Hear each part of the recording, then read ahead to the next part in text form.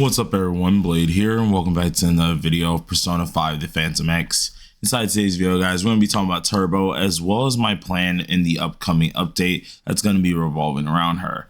If you guys are interested in this, just sit back, relax, and enjoy the video. Hit the like button, hit the subscribe button. It really does help me out quite a lot here. We're going to continue pressing on with P5X as usual, and this is actually going to be the week that we're going to be able to do our first few live streams back. The first live stream is going to be happening on Wednesday, which is going to most likely be a TW live stream. I need to get some things done on that one. And then the next one is going to be on Friday, where we will have signups on Thursday being for the what's called the account reviews. So do look forward to both of those very, very soon here. But we're going to go ahead and get on started. So we currently have Kasumi out, and I hope a lot of you guys got really lucky. I've heard a lot of good stories so far when it does come down to this banner, and so hopefully a lot of you guys are getting what you want.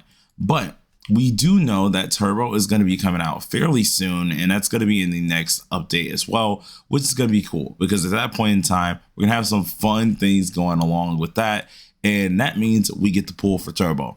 Now, as you notice, the time period for when they actually when she's coming out is a little bit moved around. So it is kind of weird to see that happen. But honestly, I think this is probably a better decision than a worse decision, seeing that it now gives you some time to save right after Turbo's banner. So let's go ahead and take a look at lafel.net real quick. So if you guys can see my screen here, we have lafel.net on up. In about 9 days, we should be getting Turbo here, which is great because that's April 2nd, being freaking awesome as usual. But with this being here, we know that the character is going to be coming out, and she is honestly a really, really good character. She's a buffer who really excels inside of pin related buffs. But alongside this, she's able to do extra turns and pretty much use her entire kit, which is very, very valuable. Now, this is one of the few characters that is based on speed here. The faster she is, the better her buffs are going to be, and so on and so forth. So the thing is, why I'm bringing up this character so much, or why I'm bringing up my plan now for her, is because not only as a free-to-play do you want to try and get this character, but even as a payer, you want to try to get this character. Main reasoning for it is because this unit is quite literally used in pretty much every last team, especially from 4.0 upwards. If you are using like maybe a main team, if you need a substitute, she is always going to be a unit that will be there. So the factor of pulling her would honestly be worth it, though the only downside is that she is a standard unit, as you can see here. So meaning after the 6-month jail, she will obviously be back into the game and you can get her that way. But I'm not going to wait on that because this character is just way too good to wait on here. So we do have the rebate that's going to be happening, which after we do like a whole 80 pull, I think it is, we are able to get the character, or no, we're able to get 20 of our pulls back. And if we do 70 pulls, we're able to get 20 of our pulls back on the weapon and character banner. Now, why this is so important is because I think every person who actually wants to pull this character anyways should possibly end up doing this. And don't do it on the 50-50 banner unless you have a guaranteed. And here's the reason why I say this, right? If you are on the guarantee banner here, right, it'll be better for doing this because most likely some of us already got some pity. If you're at 0, it's still somewhat a benefit, because if we say we're at 0, we got to do 80 pulls to try and get this character. Well, you can get the character anywhere in between, right? So if you do the 80 pulls, let's say you're at 0, you're 80 out of 110. You then get 2 pulls afterwards, then you're 100 out of 110. On the off chance that you still do not want that character, or you don't want the character, you will be 1 multi off of the next character that you still do want, meaning, hey, cheaper for you. Or you can go ahead and do the extra multi, get the character, which is very, very helpful. If you're able to get the character anywhere in between that time period, that would also still be good for a lot of you guys. So of course, if you're able to do that, that's even more so a bonus, because once you do the 80, you still get your 20 back and you build pity for the character that you want next, which is always going to be very, very helpful. Now, the same thing can be said for the weapon. If you are already doing 70, it's best just to go ahead and knock it out anyways, because if you lose it, make sure it's going to be to some weapons that you truly do need. Though if you win it, it would be very nice. Now, here's the thing with Turbo. She does need her 5-star weapon. So doing the 7-day, you still will get 20 back, which will still be nice. Though, if you're on a 50-50, much like how I am right now, it is a little bit of a risque move. Oh, wait, actually, no, actually, we're on guaranteed. Dang, I must have forgot that. But if you're on 50-50, it is a little bit of a risque move because unlike, of course, the Kazumi banner, where we have a targeted enchants one here, we don't have the targeted enchants one for the weapon banner just yet. So it is a little bit more of a risk. You are taking a 50-50 risk there.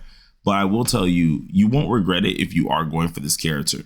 So my plan here, seeing how I am at least decent with my gems as well, I'm going to go to the 80 on the guarantee banner, which 80 obviously is already going to have me way over the 100 mark, right? I'll be about like 3 multis over the 100 mark. So I still will get 2 multis back. Anywhere in between that, hopefully I can pull her a little bit earlier.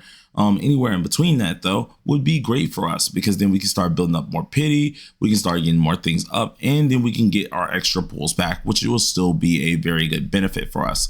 So I'm going to do my pulls on the 110, and then I might do my pulls on here as well because I already wanted to pull for her weapon, seeing that she does need that to go ahead and be used. I wanted to pull for her weapon anyways, so we're going to give that a shot, though if we lose it, that's gonna hurt, but I think we are on guaranteed, so I think we're good. I do apologize if my voice sounds a little bit weird right now. Yeah, I got like something in my throat right at the moment, so it's kind of weird. But let's now talk about the character. So going ahead and flipping the script back to the character here, Turbo, as I said, is insanely good for buffing. If you're a person who wants some buffs, you're gonna love this character. She obviously has the extra turns, which is gonna be great. The only hard part, which is the thing that they are talking about, is the recommended speed stat. And the reason why it's so difficult is because she does have a huge speed need here. As you can see, just for the Mine 5, you need 194, which is insane for a amount of speed here because you're going to need a lot of your cards not only to be on top of their game, but one of the main things that makes her even more difficult is because her 5-star weapon is the only weapon that gives her speed. Her 4-star does not give her any speed whatsoever, and this speed is actually very much so needed because it is a 15 speed gain, and then for every 10 that you do have over that 100 amount, you are then getting attack percent up, meaning you do need to start hitting speed caps over that itself in order to get the extra speed buffs or attack buffs, which is always great. Now, this character becomes an absolute danger to any enemy in front of you if you do have the speed needed. So getting the 5-star weapon and getting the unit is very much so needed, and you can do some insane tactics with this as well. So going over her skills, we have Vortex Suppression, which obviously deals a little bit of damage, of physical damage here, and then increases your damage bonus by 8.8%. For every 10 per speed, here you're able to, of course, increase your damage bonus by 2% up to 35.1%, meaning your damage bonus is going to be out the window, and you will be using this move. As you can see up here, you can see exactly how this usually goes. Turn 1, you use your skill 1, and in turn 2, you're using your skill 2 and 3, repeating this process kind of over as well, in a little bit of a different function though. And if we go ahead and look at the second skill, this increases all your attack, which you will be able to use this as well due to the actual extra turn that you get. She increases her attack by a certain amount, defense by a certain amount, and this is all going to be based on her speed. And then her third skill increases her pin, which is the most valuable one here. And this increases this pin and the attack percent by a certain amount based on the speed, and then increases your main target's pin for every 10 speed as well. So whoever is your main target during that extra turn, they will get the big boy buff that you do want them to have, including her 2 passives, which do increase your damage dealt as well, and a little bit of your physical damage on the supercharged one. She can be very, very destructive. The highlight also follows up with some attack increases with also some damage bonus increases, making her pretty darn worth it while taking the defense, or not defense, the gauge of the down gauge down for the enemy, which is always incredibly cool. Now, we all are trying to go for, or at least I would say I would have recommend a lot of you guys just to go for A0R0. A1 is how she performs perfectly because then you can do your rotations absolutely insanely perfect. As you can see, it's always going to be 1 2 3 1 2 3 1 2 3 instead of getting the 1 2 3 1 3 2 1 3, and it gets confusing, so on and so forth. So you want to try your hardest to get the A1, but I say as a free to play, including for myself, I'm not going to go for the A1 because it's way too difficult. If anything, if you are going to pull for this character, get the A0, R0, because that is going to be very helpful and you won't have to waste too many gems here. You can then have enough time to save for the anniversary units, and that's actually way more worth it.